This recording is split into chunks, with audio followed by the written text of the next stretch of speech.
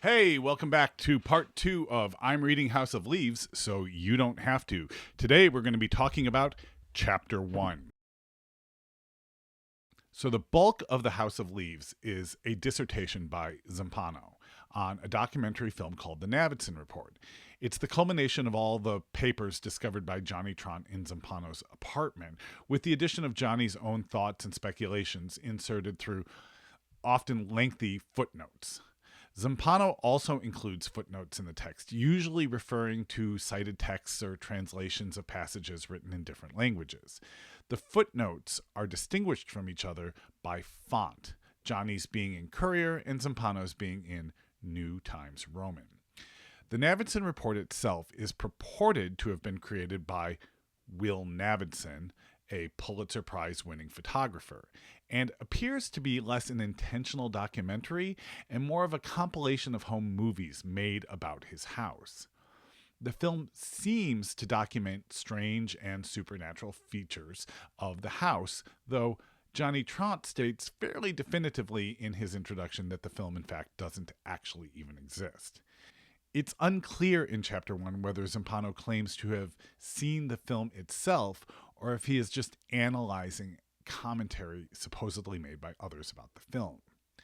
Chapter 1 opens with an eerie and somewhat prophetic statement for a book published in 2000. He says, "A more general concern, whether or not, with the advent of digital technology, image has forsaken its once impeachable hold on truth." That's an idea that's more relevant than ever at this moment right now, coming in the first paragraph of a book published 23 years ago. It's particularly important because the narrative moving forward centers around the credibility of a film documentary that may or may not even exist. Chapter 1 focuses on establishing that there is, in fact, a documentary called The Navidson Report, created by the Pulitzer Prize winning photographer Will Navidson. It appears to be less an intentional documentary and more a collection of Navidson's home movies documenting the oddities of his house for his own purposes, though it is implied that Navidson did then compile these home movies into a full-length documentary himself and with the intention of sharing them.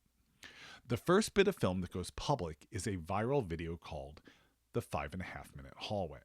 However, it's important to remember that this viral video supposedly came out before the widespread use of the internet and video sharing sites.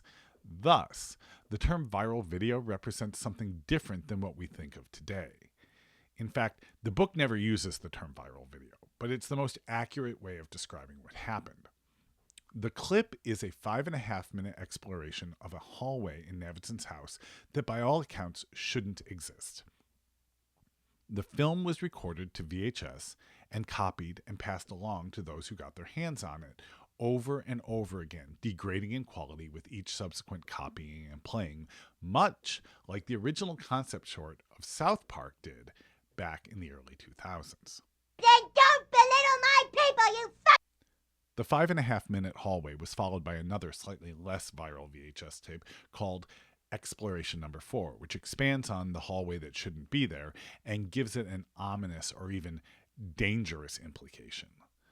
Later, the full-length documentary is quietly released and distributed, supposedly, by Miramax Films and becomes the subject of much discussion and debate both in critical and academic circles, some calling it proof of the supernatural and some a trick on par with the Orson Welles radio romp The War of the Worlds.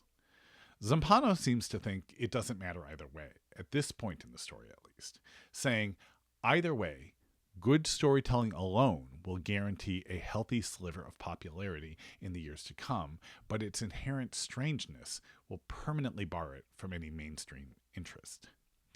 Chapter 1 does a pretty good job of setting the tone of the book with long, rambling descriptions of the events that are on the video and people's interpretation of them. It gives you an idea that this story is going to kind of be all over the place, but it's not boring. In fact, it pulls you in. It really does make you interested in the characters of Will Navidson and his family and friends and the house itself. The house itself apparently being the primary subject of the story moving forward. So that's chapter 1. I'm finding that the bottleneck in this process is not actually reading the story, which is what I thought it was going to be, but in getting the synopsis made, filmed, edited, and put out. But I will continue to try to get at least one out a week, and I will see you for chapter 2 next.